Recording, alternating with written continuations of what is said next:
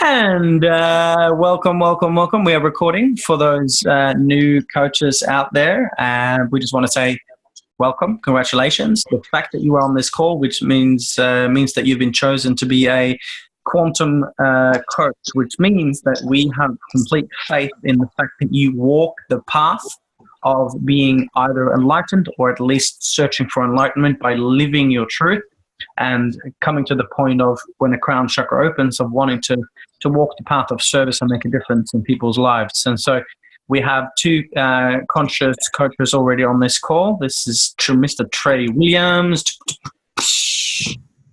and Rachel Ross Smith, all the way from Europe.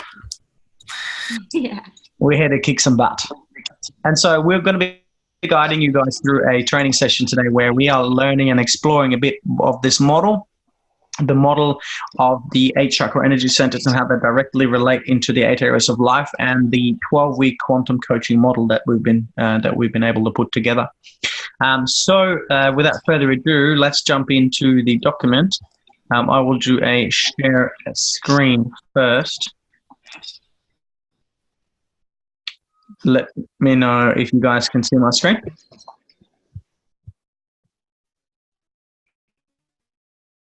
Excellent. Let's roll. So here we have our document. So let's just talk through that quickly. Will you give us your idea of the breakdown? Because it was originally your idea, Rachel, to do a longer session in the beginning. Just talk us through week 1, hour and a half, clarity, support, wheel of life, quantum vision board. Just talk us through your idea of how we first begin the 12 weeks. Yeah, so when clients come in, they're obviously looking to build that rapport with us and us for them as well. So what I found really worked well with my current clients is having a slightly longer session to kick it off. Mm-hmm. Just gives time to build rapport and also get super clear on what it is they're looking to create through the 3 months together.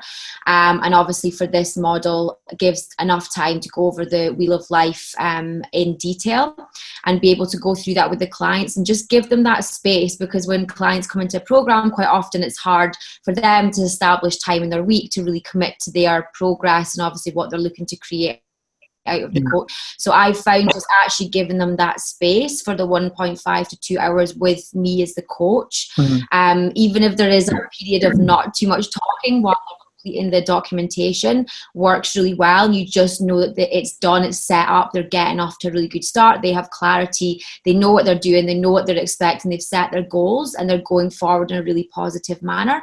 So I found it works really well. And I know you'd mentioned having the 2 calls in the first week, so actually just having that a follow-up 30 to 40 minute call where you can come back in, check in with them, just make sure they're feeling clear about how they're moving forward, answer any questions, again building up rapport, because in my experience first impressions count, and we of course want our clients to go through the program, you know, having the best experience and obviously leaving us at the end or continuing on their journey with us at the end, having had the best experience, feeling supported. So I think that first week's really crucial.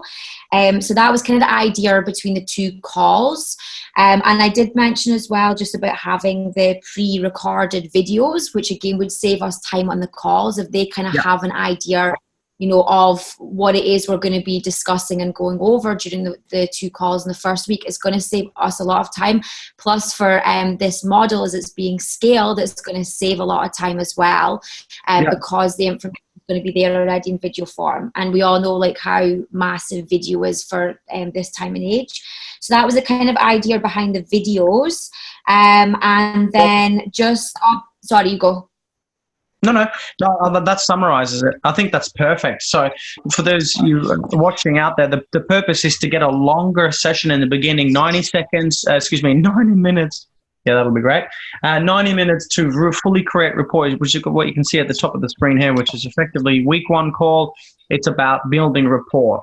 So what we do then is that the week 1 is basically built into 2 parts. One is the Wheel of Life survey. Now, this is an online survey that you guys, I will update this document as we go along, and you'll have, and this will be a dynamic document, obviously, but you'll have the links to everything you need in this document as a hyperlink. So if you see, look at the middle of the screen, it says homework, client to complete vision board exercise. That's a hyperlink that goes directly to that exercise in YouTube. Okay? So just so you know that's basically, yeah, there you go. All you really need to do is click on the link and you have all the assets available to you. Same thing with the Wheel of Life. Basically, the client fills in and completes their Wheel of Life, which is a exercise for them to become raw and real and authentic with themselves, to highlight exactly where they are, from 1 being the lowest to 10 being the highest in each of the 8 areas of life. I've added the area of time because I believe that we should all be conscious of how we spend the 168 hours of the week. So for all the coaches out there, the first step is to always complete this Wheel of Life exercise online yourself, so that you have the experience of knowing what they go through. Once the client/prospect has completed the Wheel of Life survey online, you will receive an email. And that email will have exactly the rating from 1 to 10, and it's a really beautifully built and dynamic exercise that they do online. You will receive an email with their rating from 1 to 10 with a summary in each of them. So we invite them to write down, what are the things that's holding you back? How do you feel about, rating yourself a 2 out of 10 in this area of life? Once that's done, we also go through. Now, this Wheel of Life survey has been crafted over a lot of years of fine tuning, which goes through one of the 3 top core problems in your life right now that's holding you back, that's keeping you stuck. How does that affect your life? What is it doing to the area of life? Have you got a vision and dream for your life? What is it? If so, when would you like to achieve it? So basically, when we talk about, and this is one of the key principles that I come to learn when I'm paying, a fortune for my business coach and my presentation coach at the moment. And he says,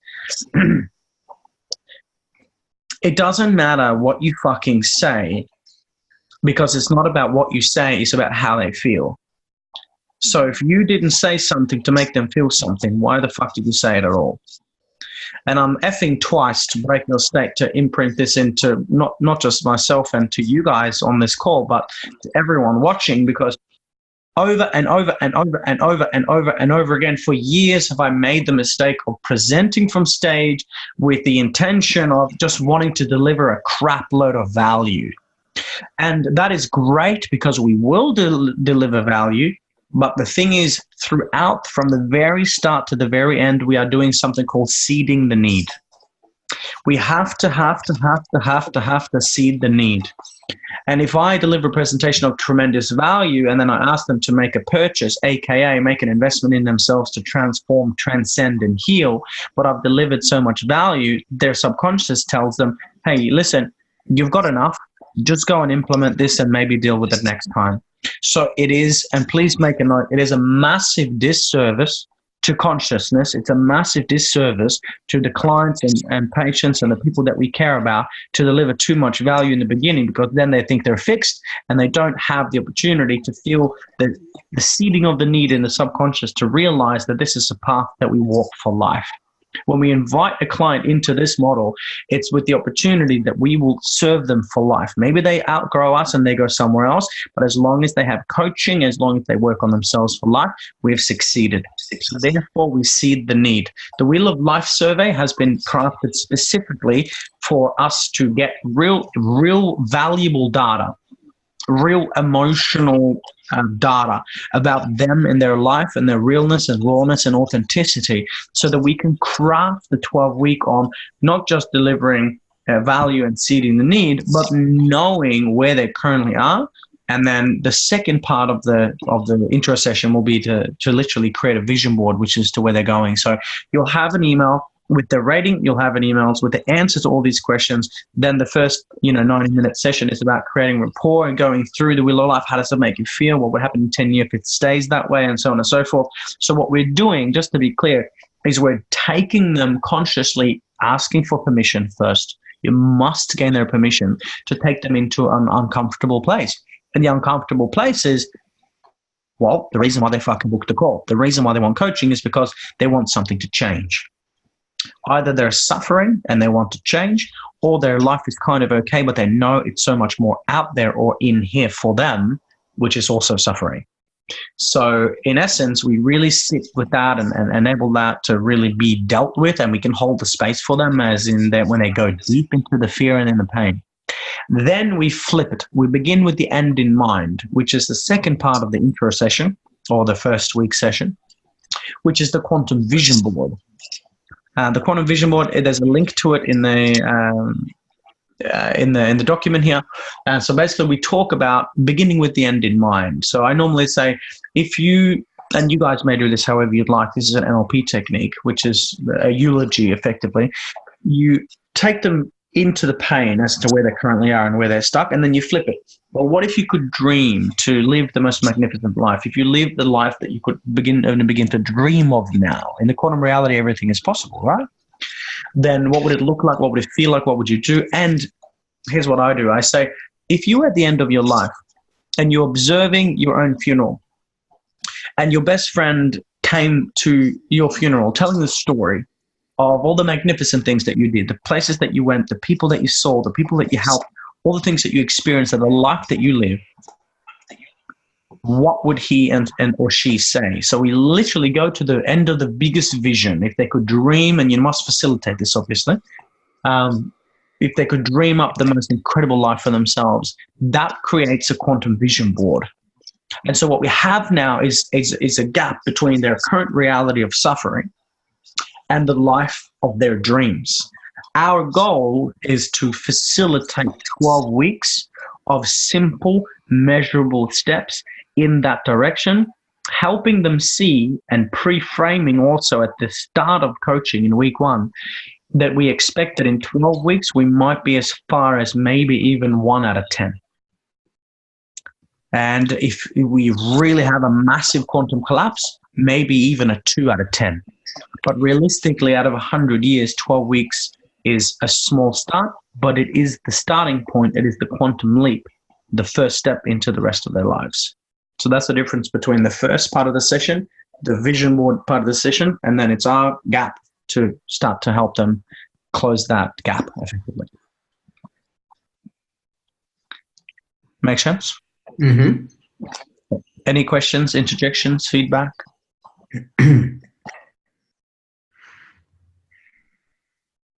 No? All good? Can I get an amen? Amen. Amen. Amen. Okay. So rapport. The second part. So after we've done this, we've got the Wheel of Life. We've done the vision board session. I forgot to mention a couple of things as you see on the screen, explaining the method. So it's really, really important that we explain the method. And the method is simply, there are 8 chakras. Well, there are many chakras, but we work with 8 chakras that are directly related to the 8 areas of life. When we realize this, which is what you'll see in a minute, it all makes sense. And once what we do effectively, the process is we dive into each of the chakra energy centers, these core energy centers of the body. We collapse the stored trauma that's in there. And when we collapse the stored trauma, like a star, when it runs out of energy, but effectively it implodes and then it explodes. And that's what we're going to do. We're going to implode and explode in every single chakra energy center. So we explain the model, and then we go through any Q&As with them and basically get them started. Once that's done, their homework is to do the quantum vision board, which is a YouTube video, and then they do the exercise at home after that. The week 1 has a follow-up session, just 30 to 40 minutes, which is to go over their quantum vision board and to talk about how to close that gap with the coaching that we'll be doing. After that first week, which is 90-minute session, then in a 30-minute session approximately, then sessions normally 45 to 50 minutes, once a week for 11 weeks after that. If you look, and I'll go through the slides in a minute, but if you look here, week 1, we have that there. We just talked about it. Week 2 is the root chakra, which is the first chakra at the base. Week 3 is the yes, exactly. There's 2 weeks with the root. So make a note of this. Week 2 is the root chakra, explaining the theory and doing the collapse. Week 3, the week after, is the implementation. So, for example, when you look at the root chakra and its blockage of fear, what we do first is related back to the area of life called physical health. We collapse the fear. We go into the deepest fear, which will be something that they experience from childhood, ages 1 to 7, related very often to whose love they crave the most, their mother or father. And the greatest trauma that the had in their life, their greatest fear. What is their greatest fear? And you know just as well as I do, guys, that normally this is going to be based on, let me stop sharing for a minute so we can see each other. This is normally going to be based on, I'm not good enough, I'm not worthy, and therefore I won't be loved. They are the biggest fears out there. So it's up to us to create such a safe space that we can facilitate them going into their greatest fear, which then relates to the area of life called physical health. So the 3 lower energy centers, the 3 lower chakras are directly related to matter, which is the lowest vibration, which is the densest vibration, which is why it's directly related to both survival and the physical form, which is physical health. Once we've explained the process in week 2 and we've done the collapse, we've surrendered fear and replaced fear with the attributes of the root chakra, which is security, stability, safety, trusting, and knowing that we're always guided. Opposite of fear, obviously, feeling grounded and secure and safe. Then we basically give them a bit of a homework to look into how they're going to master their physical health. In the following session, it's the implementation. What that means is that they will have a chance to firstly, 1, do the collapse, bust it open. We nurture them through afterwards to make sure that they feel safe and supported.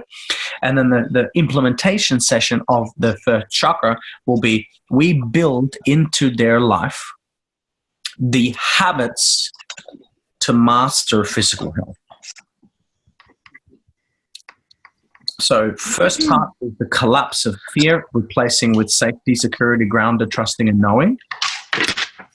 And the second part is the implementation. That's the action component. So the question is then, now that you've surrendered fear, what do we need to do to have you, and not burden you with you going to yoga when you're not passionate about yoga, but what kind of conscious movement, what kind of celebration of what your body's capable of doing can we weave into your life very slowly and very gently that's going to be sustainable over time?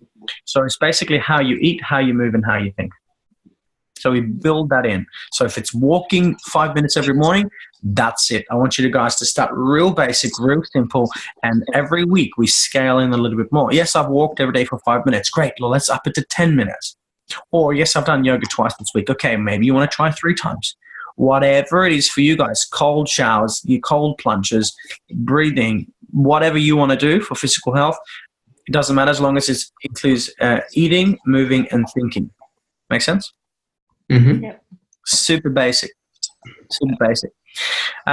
Next in the opportunity so that's the week 2 and 3 with the root chakra. Week 4 and week 5 is the sacral chakra. And so when we get into the sacral chakra, obviously it's blocked, and I might share the presentation with you at this point so you guys can get a little bit more of an idea. It's blocked by guilt. And you should have my screen up there in a minute. Yep. So here's the PowerPoint. So if you guys see the top one here is the method. The method, slide 10, explains the chakras and explains also the 8 areas of life. We'll look at the top slide every time. The lowest here is root chakra Muladhara, related to physical health, blocked by fear. We just collapsed fear in the first session. Then the next session is to build in the habits, implementation.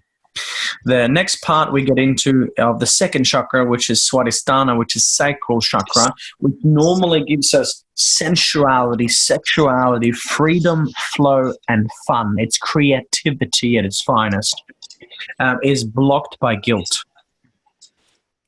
Guilt for either something we have done to someone else, or the client has done to someone else, or guilt for something that they felt they should have done but didn't do.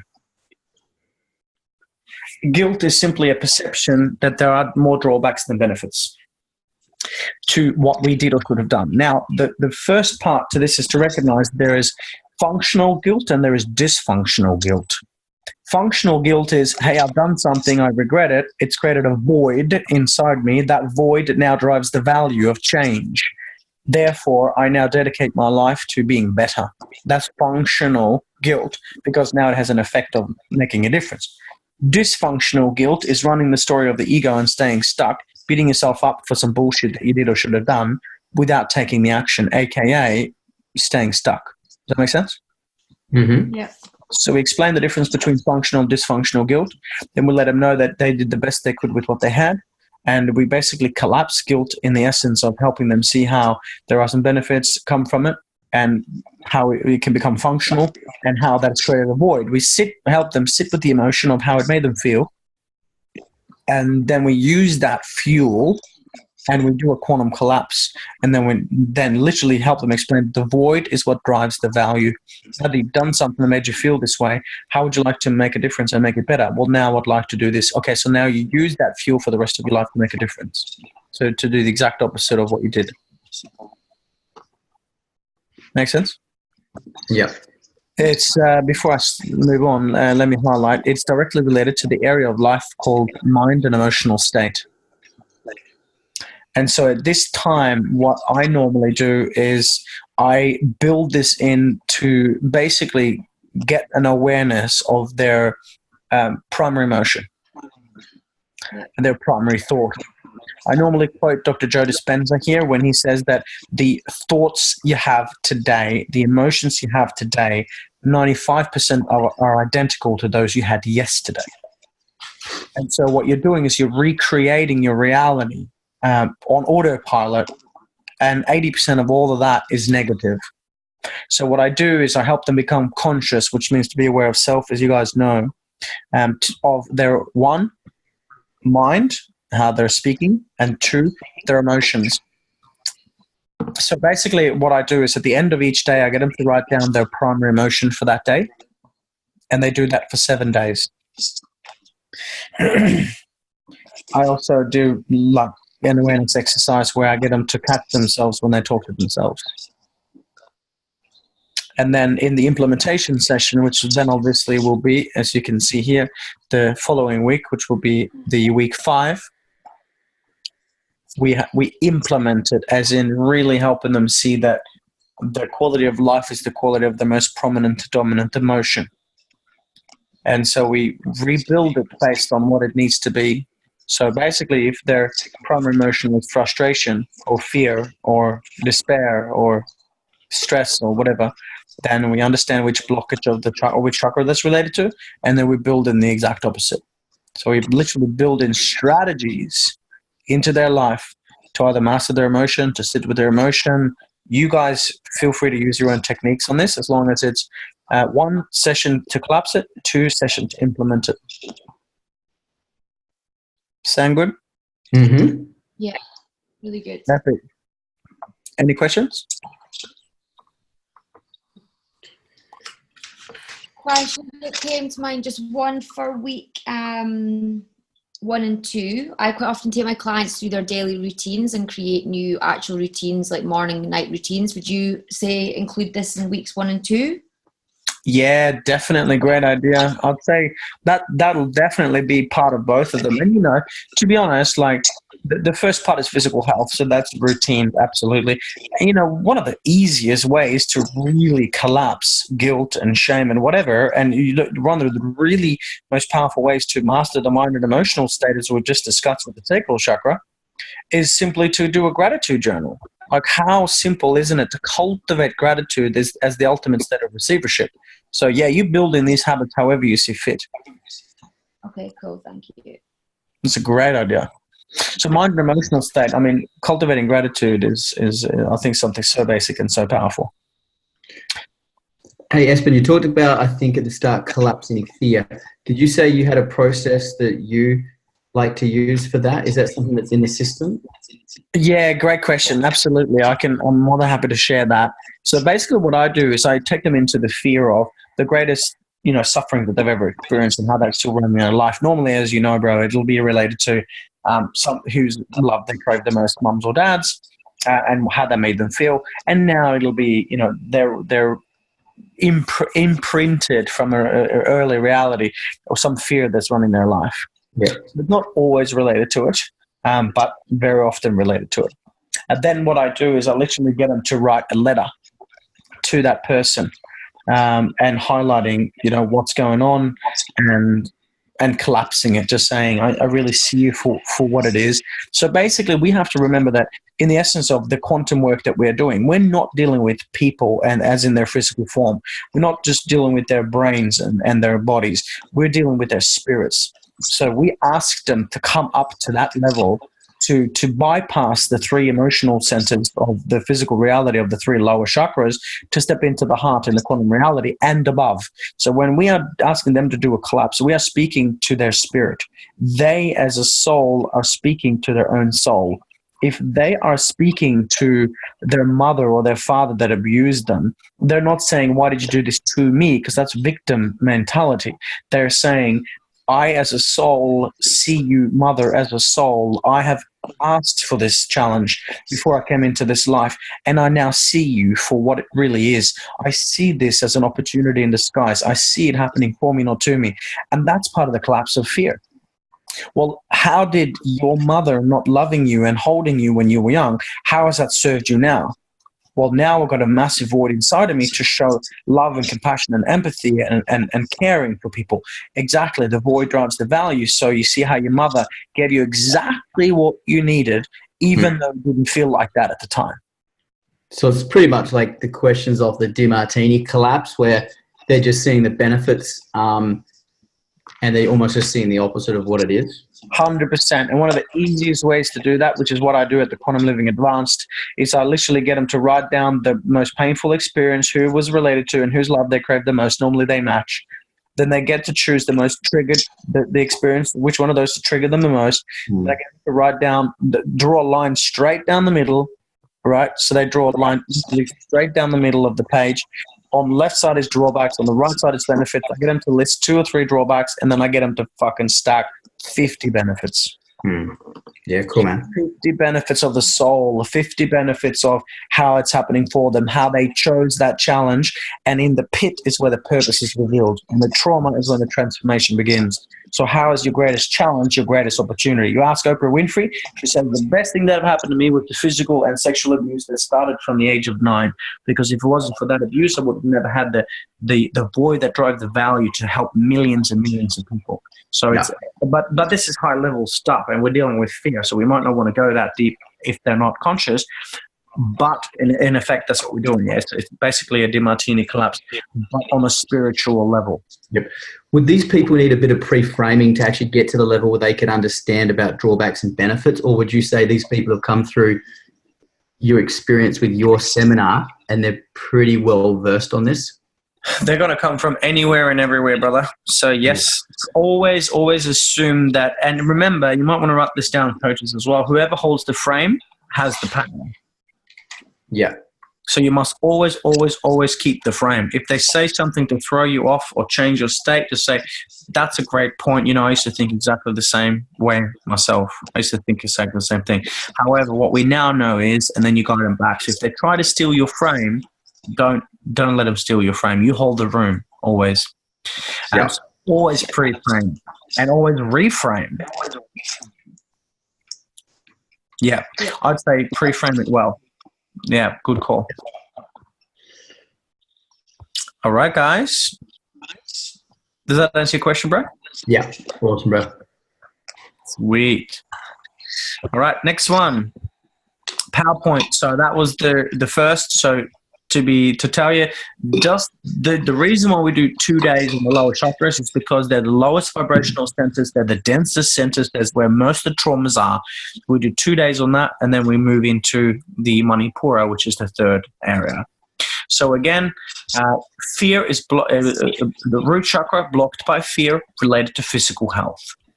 Second chakra is Swadhisthana, sacral chakra, related to mind and emotional state, blocked by guilt. Third chakra, now this is where it gets really interesting. The third chakra is effectively it is the emotional center. It is also our power center. So it's the highest of the 3 chakras of survival, and it's related to and directly resulting of personal power, perseverance, persistence. It's the warrior. It's the strength and the power and tenacity. And it's also the emotional center. And here's the kicker. It is our abundance center unless it's blocked. So as I said, when you came to the event as well, Trey, and for Rachel, this is a huge thing because money is energy. Yeah, we all agree that money is energy. Mm-hmm. And money goes from where it's depreciated to it's appreciated. You are in a relationship, and we say this is what we say to our clients. You're in a relationship with money. And the third energy center is the solar plexus, and it's directly related to the area of life called financial abundance or finances. And what happens is money goes from where it's depreciated to it's appreciated.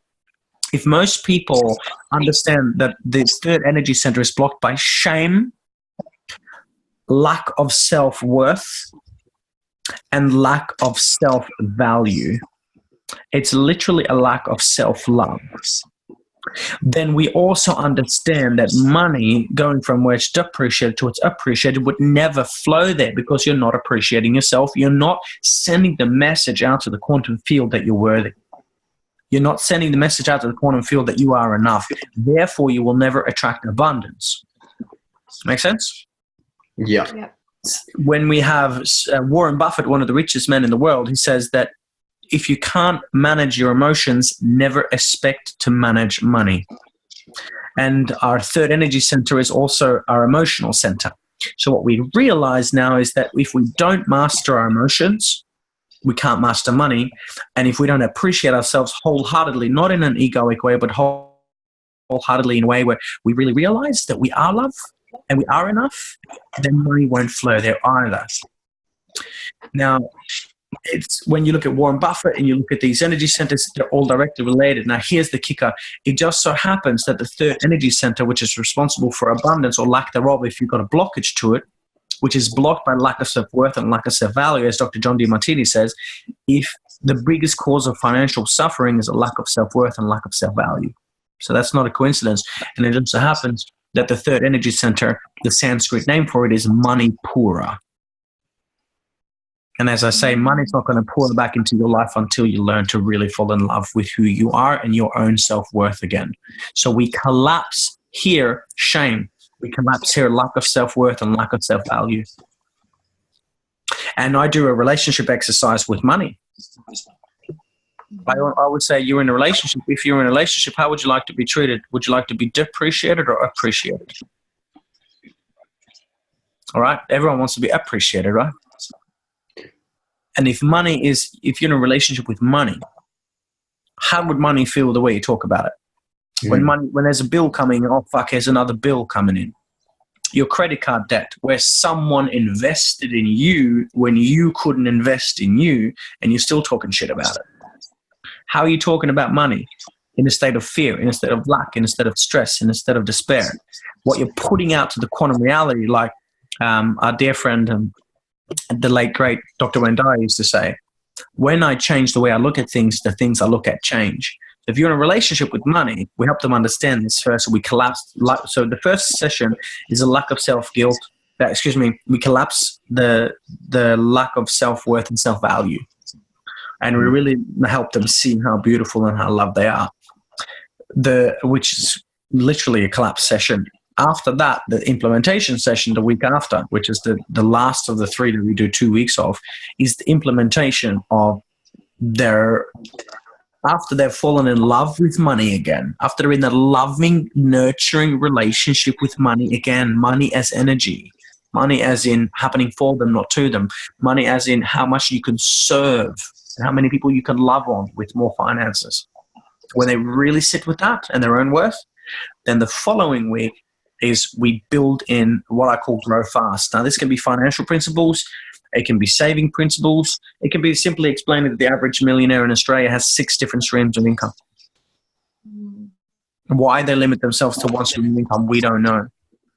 But what we do know is that when you have a coach and you get yourself out of the way to learn what you can serve and how you can serve and you hold your value, you will be very well financially rewarded because, and I quote, money is a simple but direct byproduct of the humble servant leadership and transformation that you render to your community.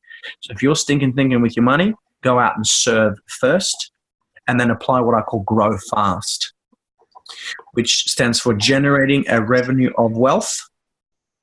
Grow fast, generating a revenue of wealth through a forced accelerated savings technique. Grow fast. And strategy is real simple. It comes from the book The Richest Man of Babylon by George S. Clason, which says that you must always, and if you appreciate yourself and you value yourself, you wouldn't fucking go and spend the money on a new dress or a new pair of shoes unless you've done the following two first. First, you raise your savings. Second, you raise your taxes. Then you raise your lifestyle. No exceptions. The way we raise our savings is that we put 10% of everything we earn into a savings account in another bank. So you cannot see it with your net bank. You cannot touch it until you go into the bank. If you get $1,000 this week, 100 would automatically disappear the day after you get the money into a separate account. And in the knowing of self-investing, there is no harm, because the worst thing can happen is you go and take it out. But we apply Grow Fast, generating revenue wealth through a forced accelerated savings technique. So 10%, everything goes into an account. It stays there. It doesn't get touched. And it compounds. If you research compounding, you'll see how fucking powerful it is to have that money sit there. And now subconsciously, they're investing in themselves. And if you have any other financial, stuff that you really want to look at, more than one, but I think that's one of the key principles, and it's so good. And there's nothing. The perceptual shift with the perceptual, sometimes called the three chairs. I've heard of that exercise. That sounds really, really, really cool. It's very powerful. So I use it on my clients, and I do it as well myself. It's so versatile. You can use it in any situation, but I found it specifically works really well with money mindset. And it's really interesting what comes up, and it just allows them to have that space where they can really sit with money and understand what their view is and their relationship, and then obviously see it from the universal point of view, see themselves from money's point of view, and then vice versa again. So yeah, it works really good. Perfect. Use it. If you want to do that in the first session to do the collapse, you're more than welcome. And then the second session, so the blueprint is really, the first session is the collapse, the second session is the implementation. So by the time they get to the end, they will have a whole bunch of strategies implemented into their life, the fundamental pillars of success literally built into their life. And that's one of the selling points of this as well. Hey, Espen, you talked about self-worth and self-value. Was that a tool that you've already sort of put into the system, or was that a personal one for us to use? Good question. Well, I really get them to, like, when you look at self-worth and self-value, as in, when you look at, well, as in what particular exercise you mean? Yeah. Did you have a particular Dr. Espen model one, or? For self-worth and self-value, I normally do that with money, and I collapse it in, as in going back with the closed eye process back to when they were children, to feel and become that inner child again, that little child, and to listen and observe your parents talking about how you're not worthy, how you're not good enough, and or how they talked about money. Yeah. Okay, cool. And you could almost do the whole thing again about like writing a letter to money and saying, hey, money, I have a new relationship with you. I appreciate you. I value you. And then creating that new relationship. 100%. That's exactly what people do. They write a letter to money and they dedicate themselves to talking to money and falling in love with money again and being okay with that, being in a loving relationship, because otherwise how the fuck is it going to cultivate? Yeah. Right? Love that. Yeah, cool. Yeah. Awesome. I'll move through a little bit quicker so we can wrap it up within 60 minutes if possible. Okay, so that is the solar plexus chakra, week 6 and week 7. So week 6 is exploration, collapse. Week 7 is implementation of strategies. Now we get into one chakra per week. And so the next week, which will be week 8, is the heart chakra. Let me see if I can share this with you again. In the heart chakra, as we know, is when the quantum reality really begins, because in the heart chakra and from the heart resonance and upwards is when we really start to make some powerful changes, moving away from the lower vibrations of fear into the high vibrations of love. So week 8 is the heart chakra.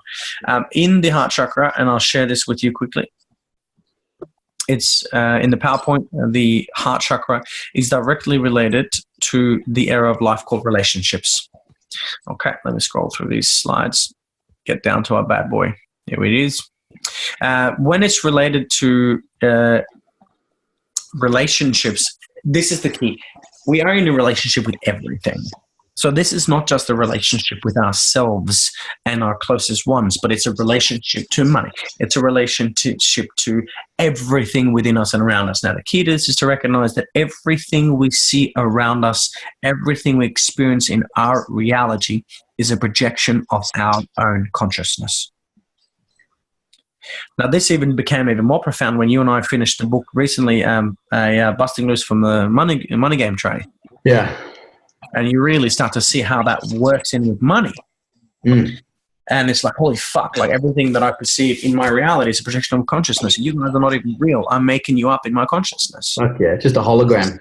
It's a fucking hologram. And so when we recognize this, then isn't that so powerful to recognize that we are in a relationship with everything around us at all times? Mm-hmm. If we are going to open up the heart, we must open up the heart into every single relationship, including the relationship to the quantum field, to God, the greater organized design.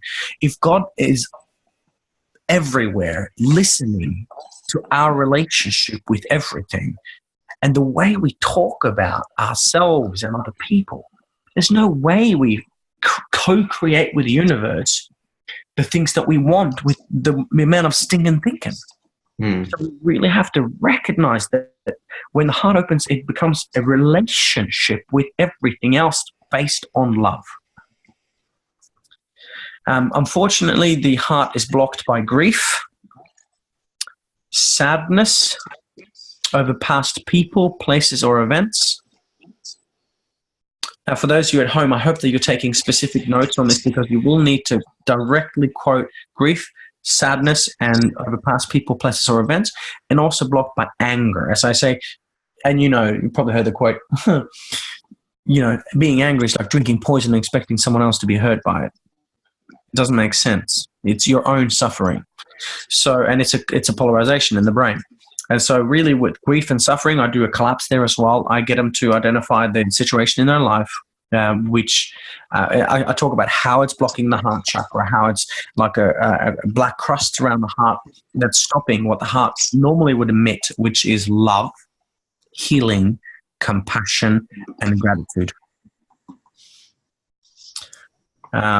When we recognize that it's blocked by grief, sadness, and anger, primarily with grief and sadness, we can collapse it. The way we do a collapse on the heart, I mean, it's up to you guys what you do, but the way I do this is, and we need to do this in one session, so this can be a tricky one. And the reason why we don't only do one session here is because we don't really need a second week to implement some things, because the collapse is enough to open up the heart. And in the quantum reality, it should flow from there. We need to mile and edit with repetition, obviously, over and over and over again. So that can be a gratitude journal. It can be, how is, thank you, I love you is all there is, effectively. But when you collapse the blockage of grief and sadness, what I do is I get them to go back to the most painful part of their life, to see the grief and the sadness. Normally it's over a lost someone or something. And then I get them to speak to that person as a spirit or a soul, if that person is in the room.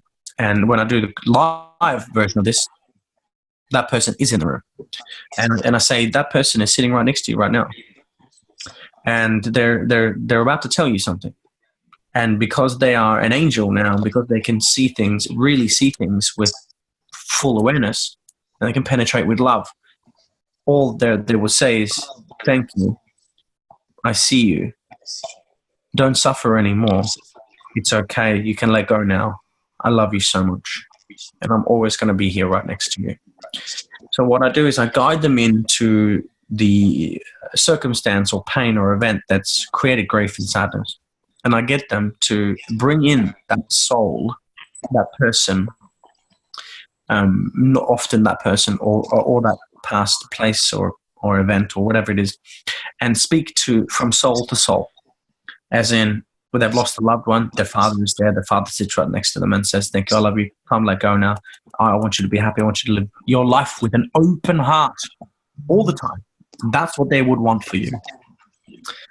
And then what I do in the live version is that I get them all to stand up and look around the room and find each other.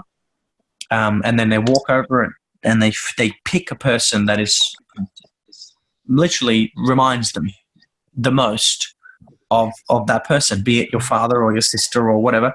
And they ask, would you please, hey, my name is, would you be my brother, or you are my sister, or whatever. Then they sit down, they do the collapse. So coaching wise, what I would do if I was you is I would say they'll share with you the circumstance, the event, and what created the grief and the sadness, who it's related to, let's say their father. And then you basically hold space. Now, fully then, that's when the heart opens and we hold space powerfully as coaches. And then we facilitate them through asking them, telling them that right now you, Rachel, for example, will be the father. And you bring them into the heart, you bring them into love, and then you say, and once you pre-framed it, you do the exercise, and basically they speak to you just the way they would have spoken to their father. And because you become, and you'll see this, you will see that time and space dissolves, the heart opens, and they will see you. They will see their father in you. So they actually won't physically see you, they'll see him or whoever they're collapsing. And then they talk to you like they would have said what they would have said to their father. Like, fuck you for leaving. I'm so angry that you left us, but I see now, I understand you had to go. I love you so much, and I've missed you so much. And I know you just want me to love and live. And they just will empty their heart of grief and sadness while we hold space. And then when applicable, we reply intuitively. You don't need to think. You will just be intuitively. You will say, my son, everything that you've learned, whatever, I'm here for you. I'll never leave. I'll always be by your side. I love you so much. Always remember to smile for me, okay? Whatever it is that comes through you, you'll share that with them as the person that they're collapsing. Does that make sense? Yeah. And then really what I do after that is just, I really just, that you can write a letter again if that is working well for them, but really just remembering the magnificent things that they loved about their father or about their mother or sister or brother that they would like them to continue doing. So how can you live more? How can you love more? Is there more love? How would love respond? All these key questions, as in next time something comes up, like, how would love respond? How can you love more? And all these keys, and just literally just creating new rhythms in their life to open their heart and live in the space of love. So it'll involve love, compassion, and gratitude and healing. Yay. Yeah, it's great. Yeah, this is all in the matter of 12 weeks. We're not even done yet. Okay, next one. The throat chakra is directly related to the area of life called personal development. The throat chakra is obviously our truth. So when we get up to the fifth chakra, the throat, we recognize that the throat chakra is all about speaking our truth. Now, it's blocked, and unfortunately, for the majority of people, by lies. As you can see in the top slide, lies. Not just lies that we tell ourselves and lies we tell others, but lives of inauthenticity and incongruency. I normally quote the author Bronnie Ware, W-A-R-E, the Australian palliative nurse, and out of thousands of people on the deathbed, there were 5 common regrets of the dying, which is a really, really good book to recommend to your clients. It's a book online, or they can just Google 5 common regrets of the dying and they'll see it. And the number one common regret of thousands of people, Australians on their deathbed, was, I wish I had the courage to live a life true to me and not the life that people expected of me.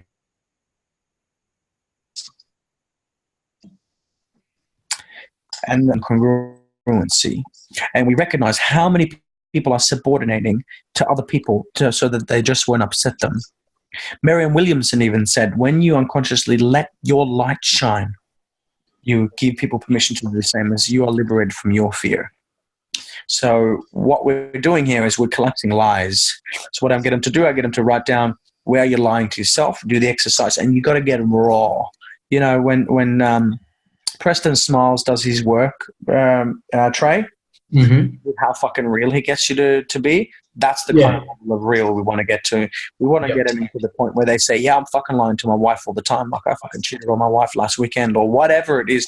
We need them to get so and raw and real and vulnerable that they can fully trust us.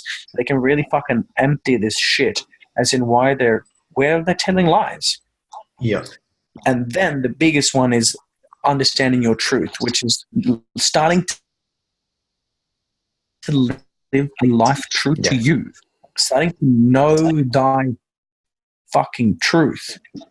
Because the top 3 chakras is really where the magic begins in terms of, because truth is a higher frequency than love even. It's a really interesting concept, isn't it? And so when they know their truth, then we recognize that first we collapse where they're telling lies to themselves and others, and then where they're subordinating to other people. And then I normally get into the values process. The values process, you'll have a PDF booklet, which has been finalized as we speak. And the PDF booklet is literally it's kind of a similar to DeMartini kind of and Tony Robbins kind of process, but it's been tailored specifically around this kind of work. And they complete this booklet in preparation for this exercise. So they'll have a PDF they'll download, they'll answer the questions. Like a funnel, it just looks at a whole bunch of things and just narrows it down to top 3 values. So our goal here is to help them find their value, their highest value, aka their spiritual truth. Yes. Does that make sense? And I think you've got that leverage because they know their highest truth, and then like you said with Preston, you just hold that space so they can go so deep and just be really, really honest. Exactly.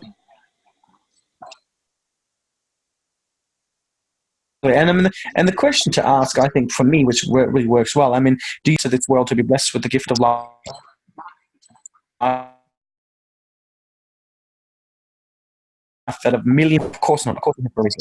The reason why the throat chakra is directly, the Vishuddha is directly related to the area of life called personal development, because what more personal development could we do than finding our truth? That is the ultimate personal development, to really find out. The question is, who am I and what am I doing here on this planet? That is personal development. And so you're absolutely right. Then we hold that powerful space, and then we help them see their truth. Now, you're not always going to collapse this. There will be people that after this session is, I have no idea what my values are. Well, then come back to it again. Come back to just and letting them know. And I would pre-frame this. We don't expect everyone to collapse this in one session. Normally, this is collapsed over 12 months. So these 12 weeks is a teaser. Yeah. It's a teaser. It's a fucking trailer to the 12-month coaching. But you've got to remember what you're doing in the 12 weeks. Because I always say, we all go around thinking we're immortal souls, but none of us set immortal goals. Why the fuck would we take on a client for 2 weeks, for 12 weeks, when they have 100 years? We need to see the need for long term. I want to see you. I want to see you in 12 months. Graduate you from the 12-month program in 12 months, and that is the first start of the rest of our lives. So now 12 weeks seems like a piece of piss. But if they think it's a 6-week coaching program and you say 12 weeks, now we have a problem. But if you say, hey, listen, we do 12-month programs, we do an introductory session, which is 12 weeks only, but it's just a teaser, but it's enough for you to do a quantum leap into the new year. Why don't we get started just with the teaser, and then we can get to real work soon. So now we've pre-framed that this is a lifetime program, a lifetime commitment, not from them to us, but from them to them. And then it's okay to show up, in their inner child. Show up imperfect. That's what we need. We're all like that. So yes, truth, values, exercise. You're not always going to collapse it. So pre-frame it if it doesn't get collapsed, because then you've succeeded. Even though if you say, yeah, we're going to help you find your purpose, and then you don't find it, you know what I mean? Yeah, it could be a bit scary. All right, so this is you guys. This is the pitch that I'll be making to my. This is the pitch that I make at the advanced seminar, and also the pitch that I'll be doing at the retreat as well, and for my coaching clients. So you will have, actually I'll make a note of this, I will update the values booklet. I will update, you'll have a quantum coaching PowerPoint presentation.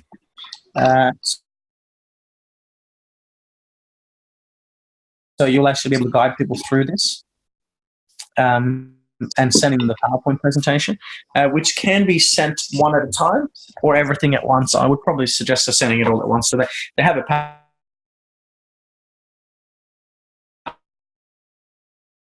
PowerPoint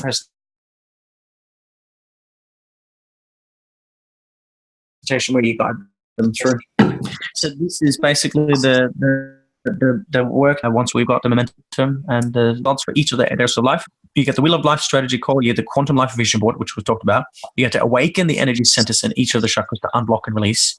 You get the Quantum Coaching Workbook, which is what we are working on putting together now. You get unlimited VIP support via Facebook.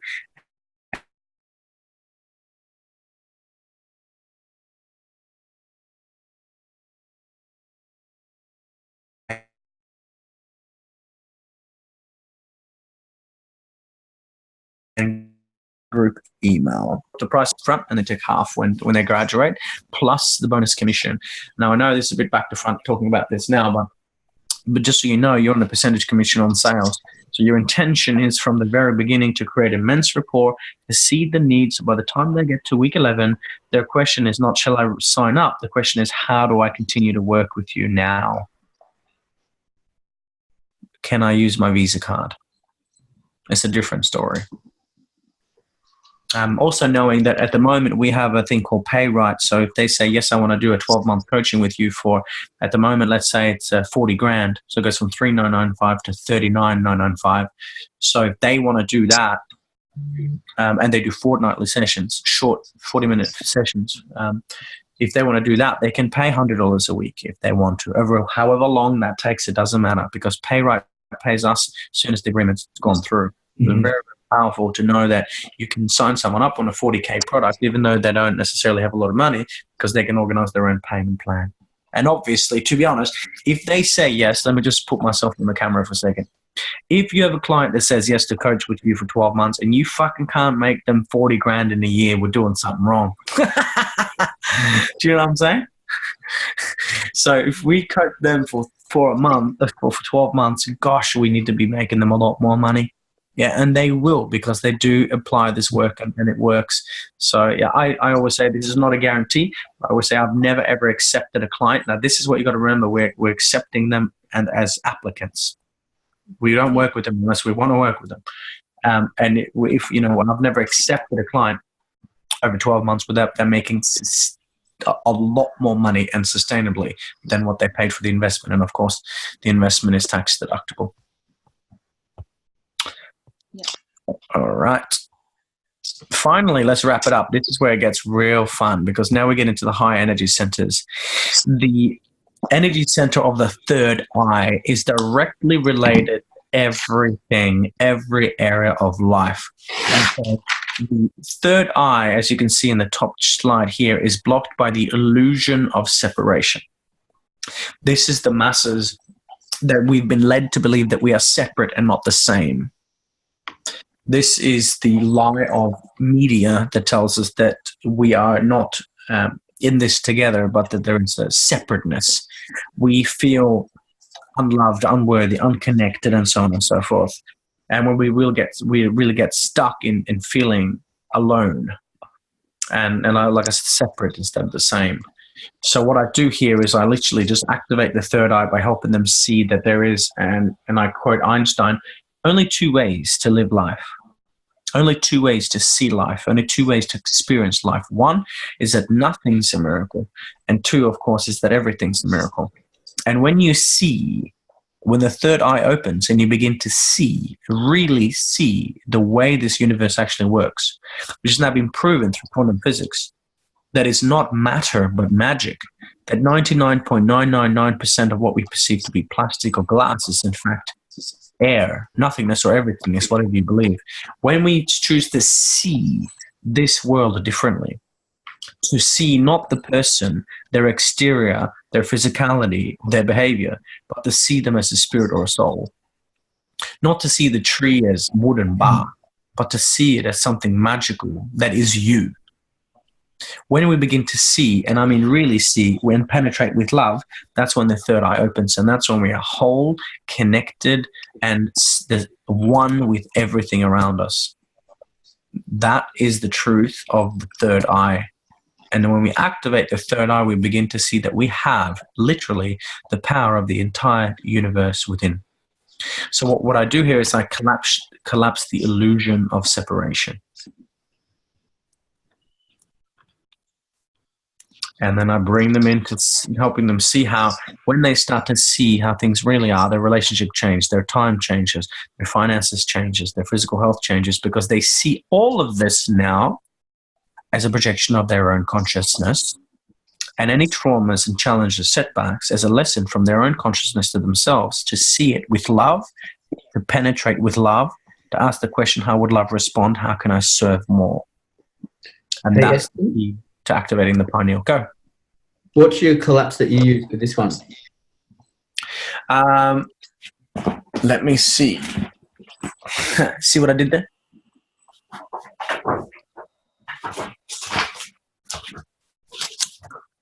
How would... You know, it's interesting when you said unloved and alone, because alone really is just all one.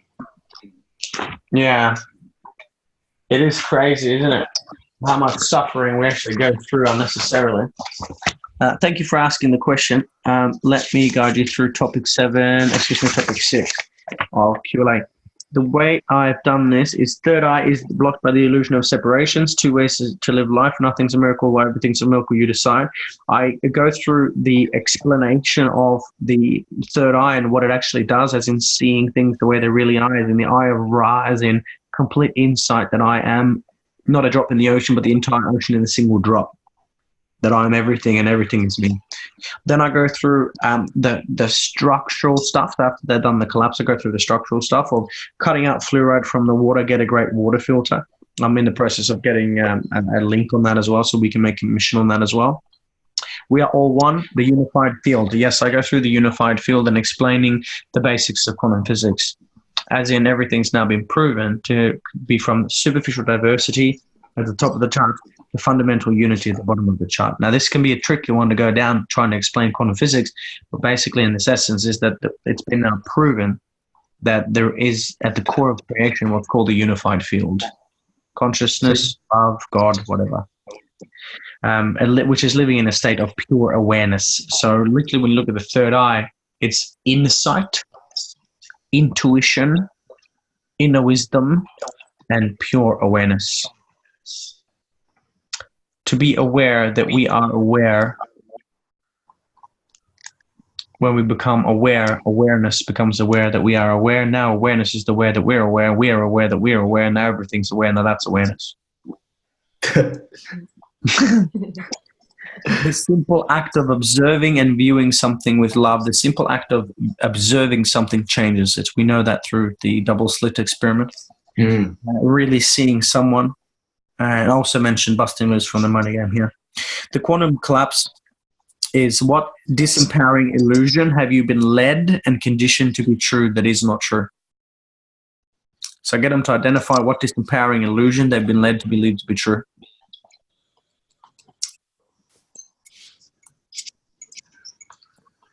Then they guard that, they collapse it, they write down what disempowering illusion that they've been until this point believing to be true. And then 3 columns, how would it serve you and your family to see things the way they really are? Writing down the benefits of how they, when opening up their third eye, will begin to see things the way they really are, as magic instead of matter, as same instead of separate, as whole instead of missing pieces and parts. How it will serve them and what their life would look like for them and their families when, not if, but when they get conditioned enough to take their third eye to a point where it's activated and you really see things regularly without needing to focus, but getting to the level of unconscious competence of seeing things the way they really are. It's a conditioning, it's a neuroplastic process. And then I do a third eye meditation. So I'm going to be adding that to my list, which is getting you access to the third eye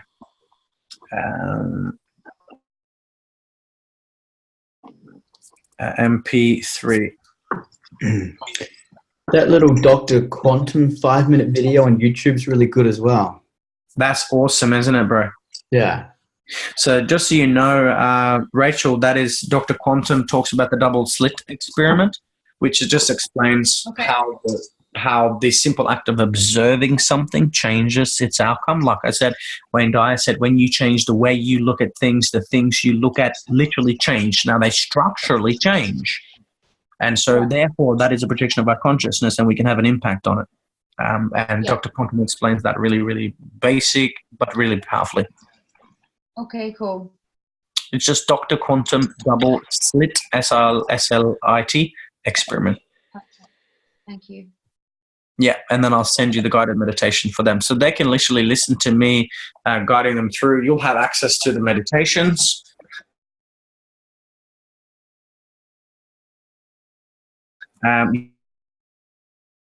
You will be able to choose to use during this program. So their homework will always be to meditate after they've done an exercise. It'll always be to meditate on whatever that collapse has been done on, yeah? So they have lots and lots of resources. All right.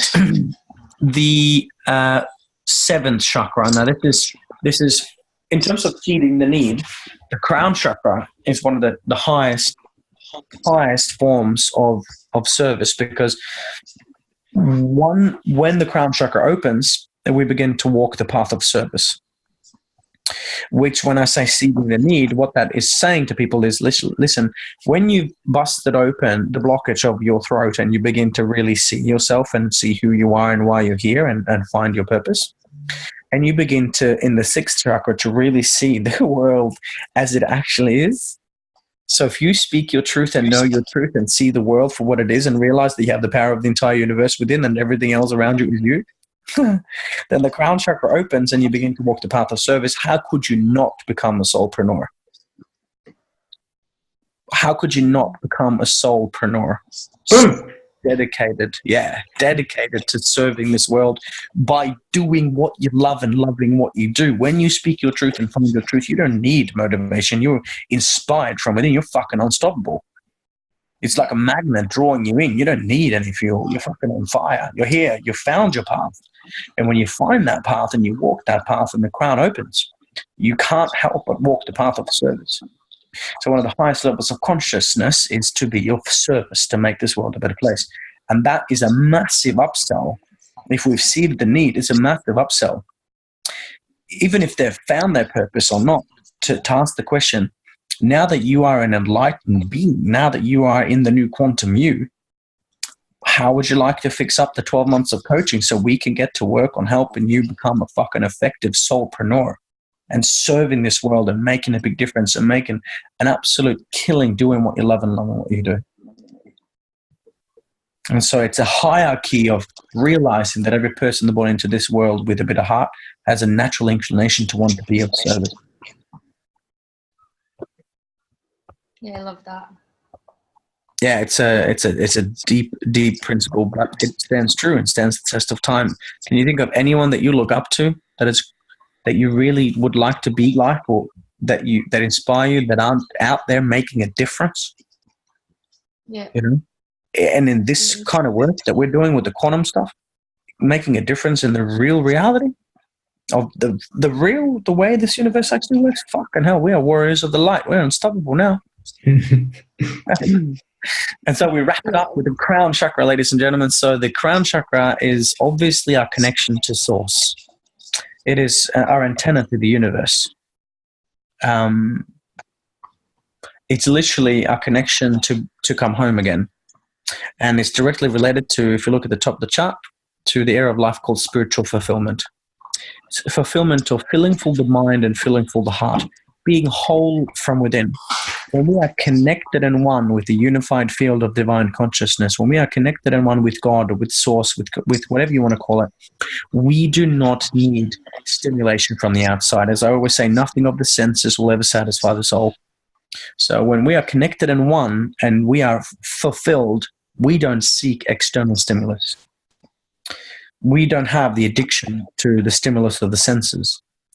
And we don't have the addiction to materialism, because everything that we own physically, that we possess physically, owns us and possesses us, because it occupies time and space in the mind as a distraction from being whole and full from within. Does that make sense? Yes, kind of, no? Yeah, sorry. I'm so busy taking notes. Yes. Yeah. Good thing we're recording it. Yeah, so literally what happens is that if you look at the top slide, the blockage of the crown chakra is earthly attachments. It's our addiction to the three-dimensional world. It's literally when we're not feeling fulfilled from within. Now, when I'm fulfilled from within, and my heart opens because I've got 100 students in the room doing this kind of work, and their heart is busting open. I don't feel like having a beer, but I don't fucking crave. I don't need a beer. I don't need external stimulus.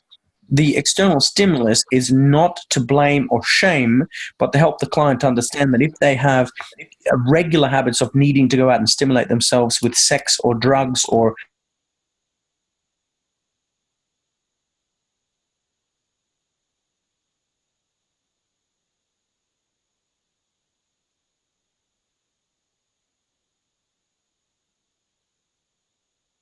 smoke, whatever it is that's their vice, it's dopamine or serotonin or a combination of all the above and others as an escape, because they want to feel whole and full and one and connected again.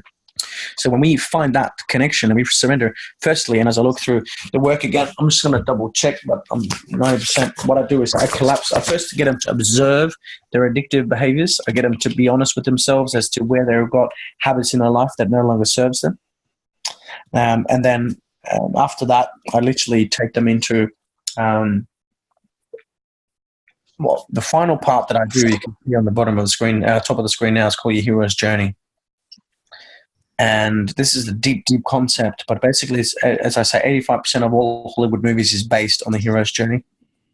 Yeah. The hero's journey helps them understand that their pit, which is where the red thing is in the bottom of that circle, is where the purpose is revealed. And so very often we have addictive stimulus behavior, and when we seek external validation because we haven't healed the pit. But the pit is where the purpose is revealed. That's what Oprah Winfrey says, I'm blessed to have been abused. Otherwise, it wouldn't have been for this. Same thing with me. I broke both my legs and spent the better part of 2.5 years in and out of a wheelchair.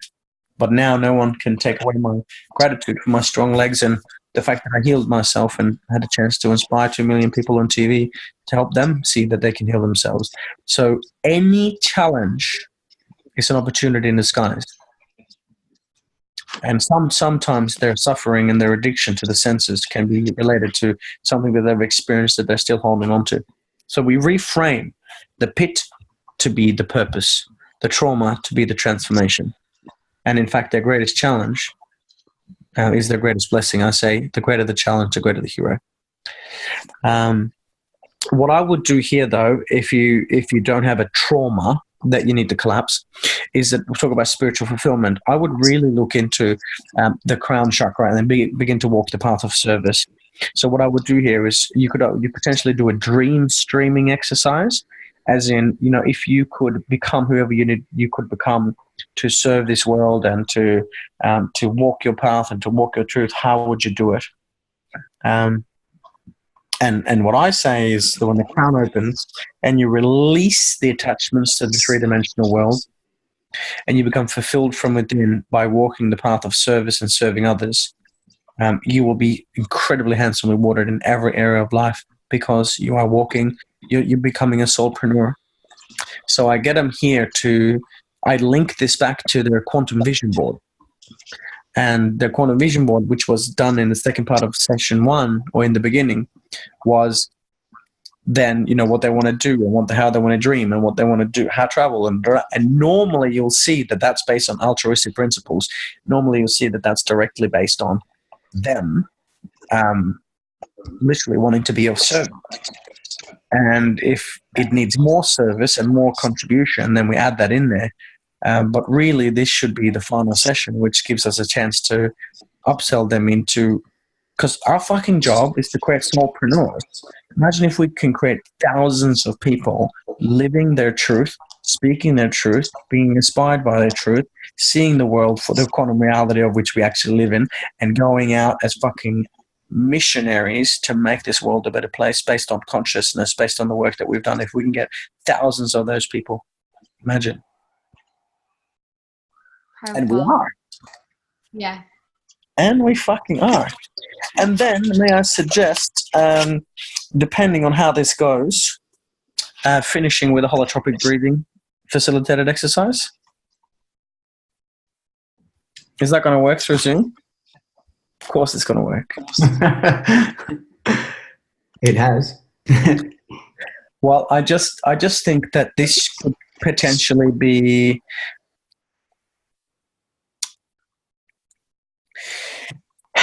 what we could do. What just came to me was this. This is, and I'm just going to double check. The crown chakra is week 11. So the crown chakra is, firstly, talk about the blocks, where you're addicted to the senses, what you own in materialistic objects is actually owning you because it occupies time and space in the mind, where you're not feeling fulfilled in your life. And that's because you're not of service. If you really walk the path of service, the byproduct of contribution is a tremendous amount of gratitude, and therefore you are fulfilled. Does that make sense? Well, I always say to people, if you're stinking thinking, it's because you're not making a difference. If you go out and you help 100 people today just with a kind word, or helping the little old man across the street, giving food to homeless, helping a cat down a tree, if you do 100 of those actions one day, you're going to be so fucking fulfilled from within because you're doing something for someone else. So if you find yourself stinking thinking, get yourself out of the box and start serving.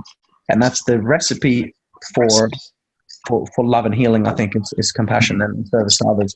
So what we do, just to clarify, is we do the crown chakra, we collapse the illusion of, not the illusion of separation, that's 6. We collapse the earthly attachments and the addiction to the senses, then we upsell them. We upsell them to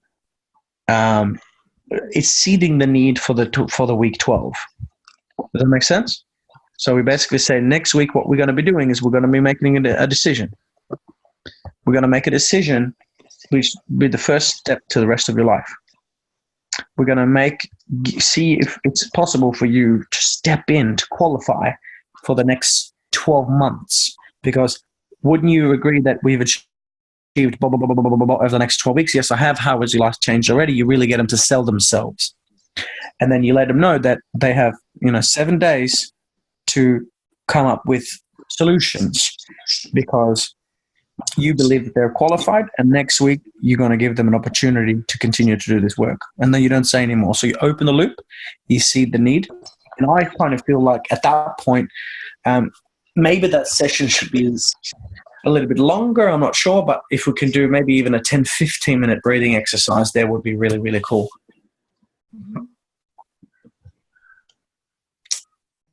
And I don't know if that's even going to be enough, or if week 11 needs to be a longer session, maybe an hour 20. I don't know. What are your thoughts on that in order to get holotropic in there effectively, Trey? The only thing I'm thinking, and it might just be something to look at, is I love what you're saying about seeding the need, and maybe even offering these guys, say, look, you talked about when your friend was talking to you at the funeral, and this is where you'd love to be. If you don't live this purpose, if you don't live this crown chakra, what's it going to cost you if you don't? And tell me, in a financial value, you tell me, what is it going to cost you, or what could it give you? And they go, well, I reckon I could go from 50 grand to 500, and then I guess that's a lead in. Say, awesome. Well, the investment's not 500, but. And the only thing I'm thinking is with holotropic, it can leave you really stunned, and it can bring so much shit up. And maybe you want them pumped and really vibrating to say a yes rather than, whoa, a lot just came up just then. I'm not sure what to say. Yeah, I reckon so. But that's why if we're going to do the breathing exercise, we can actually maybe either one, do the crown week 11 and then seed the need to week 12. Week 12, congratulations, show them how much they've got, ask that question. If we busted this open, when we bust this open, how much money could you make? And go through all the areas of life. Would it be worth it? Would it be worth it? Would it be worth it? Yes, it would. Sell them, close them. Now listen, golden rule, it's never a sale until the money has gone through. So even if they give you the credit card details, but you haven't punched it in, you still haven't sold. When it's punched in and the money hits your account or the transaction has taken place, then it's a sell. So I've come across this so many times. The team go, yeah, I did 11 sales today. And then you got 4 on the books. Oh, no, there were 11 people interested. And then you got to nurture through another 4 and maybe they don't arrive. So now what the fuck is 11? It's not even 11. So it's never a sale. So listen, if they say, and you got to hold them on this, if they say, yes, I want to do that, no worries, go get your card, I'll wait. Oh, but my husband, I need to wait till my husband gets home. What time is he getting home? In 5 minutes. Oh, no worries, I'll hold. Okay, well, my husband comes home at 5 o'clock and it's 3 o'clock. Okay, well, I'm going to jump on the call with you at 4:55. It can be no later than 4:56 because I do have another call at 5:03. You take it to that level of specificity and you say, I'll call you at that time. Will you be ready to pick up the phone? Yes, I will. Congratulations. I'll hold the spot. And, if you don't commit, well, obviously you know what happens for the next 12 months. You hold that level of specificity until they're purchased. Yeah. No, I like it. I think week 11 holotropic's good. So for the breathing exercise, I would appreciate going over that with somebody because I don't think I've done that specific breathing exercise before. It sounds like the Dickinson meditation is one that I use. Yeah, I'm not sure. I'm feeling that we don't do the breathing exercise until we've at least that purchased. To the purchase, okay. Until because.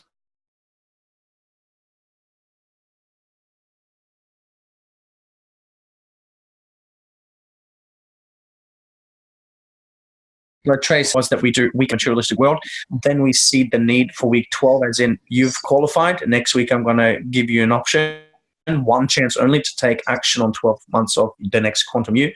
Then we go through the summary. So week 12 is then we go through giving this. So you guys have got to make sure you have a file for each client that you take notes. So when you first did the Wheel of Life, you rated yourself this and that. And what do you rate yourself now? So they do the Wheel of Life again. So they should do the Wheel of Life again after, let's say, week 11. And then you should review. So in 12 weeks, we've gone from 1 to 3 in finances. We've gone from 4 to 9 in relationships. So you've had overall a 400% increase of your quality of life over 12 weeks. Now, what would happen in the next 12 months, like Trace said, if we do that? And then it's a matter of selling them again, getting a commitment, putting the payment through. And if we were to do a breathing exercise, we could do that then. Or maybe we just leave that aside for now until we got this model nice and tight.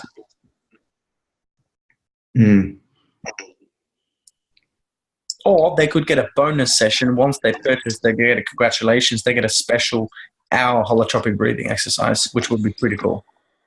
Well, it's super powerful. I mean, it's the valuable. I mean, I just looked at some clients from a last workshop, and I mean, the breakthroughs they get are 10 or 20-year breakthroughs. Like I just had a lady show me something just then, and I mean, it's pretty big. It is hard to put a value on that. It really is. I think maybe what we can do is we can give them that experience after they upsell and purchase a 12-month ticket. Or, so remember, the way it goes is they pay $39.95 for 12 weeks. The upsell is $39.995. And of course, if they say no to that, there's another downsell, which is another 12 weeks. Yeah. Right. So you have those options, and then we could gift them a breathing exercise as a bonus on that. But we can also always jump on a call, and you can help facilitate that for Rachel and I, so we can learn a bit more about how you do that breathing exercise as a bonus gift or something, rather. Hey, just quick question. Let's say they did do 12 weeks again at $39.95. Does that mean, what if someone then said, can I do that 4 times over in a year? Right, if you believe that that's going to benefit them. But meaning they're going to get it for, say, 4 times 4, which is 16 grand versus 40 grand. I know. I see what you're saying. Well, there's a big difference because of basically what they get with the 12 weeks is they get coaching from you, and they get the basic program. But I would say, well, I know the difference is it goes from coaching, which is you facilitate, they do all the work, to mentorship, which is you put in half, they put in half. So it's a much stronger process. You actually help them build the business plan. You help them build a proper life plan, and so on and so forth. And maybe we can have something like people can only do the quantum quantum coaching twice. Yeah. And after that, they need to upgrade to a 12-month. Maybe that's realistic. Yeah, I think so. Yeah. More value. Agreed. Love that, guys. Any final notes? I think that's pretty good. Week 12 upsell. And then I'll put some more research in there for you guys. This document we uploaded, I'll have more documents to you soon. I'm just going to put everything in Dropbox so you have access to everything in one file. You download it, you'll have the PowerPoint presentations, the PDF. The next thing that I'll do is I'll send you guys, I'll actually add into the document that we've just reviewed today, the hyperlinks to the Wheel of Life survey, so you guys can do that yourself and fine tune it and you go through it. Fantastic. Awesome. Cool. I'm so incredibly, I feel so honored to have two people like you as conscious and as well-trained. Rachel, I know a lot about your work from what I've heard. I never experienced it, but from the way you speak and the chair exercise with the finances, I've never even heard of it. I want to do it. I'm fucking keen. So your facilitation and coaching skills are awesome, and I'm humbled. And Trey, you know, you've been my personal coach and you're also a good friend of mine. So, and I know I found tremendous healing in my own life from doing the work with you. So I'm very, very, very humbled and very grateful. And for those of you watching, I'm incredibly excited for you to join this quantum family and to take, because I have never in my life seen this model before that came through me when I was in Peru, nor have I ever seen anyone that does this kind of work. And we're working in the quantum reality, ladies and gentlemen. We're working in the reality of this universe with unstoppable power, and it's based on conscious contribution. It's based on principles that stand the test of time. So we cannot fucking fail. We are fully aligned with universal intelligence, so we cannot fail. And with people, you know, like you by our side, we are going to be an unstoppable force for light and for love. And kind of even begin to say how grateful I am to have you on there as part of the family and what we're going to be able to do for people and for ourselves as well. So thank you. Thank you. Thank you. Thanks, man. Awesome. Yeah. Yeah. Any questions? Just kind of the next steps, I guess, for obviously, I know you've spoke about, you've got some clients you're going to be having one-to-ones with next week. So just kind of a bit of clarity on next steps would be super helpful. Absolutely. Kisses to you guys watching. Training video is over. Go and save some lives. Love you.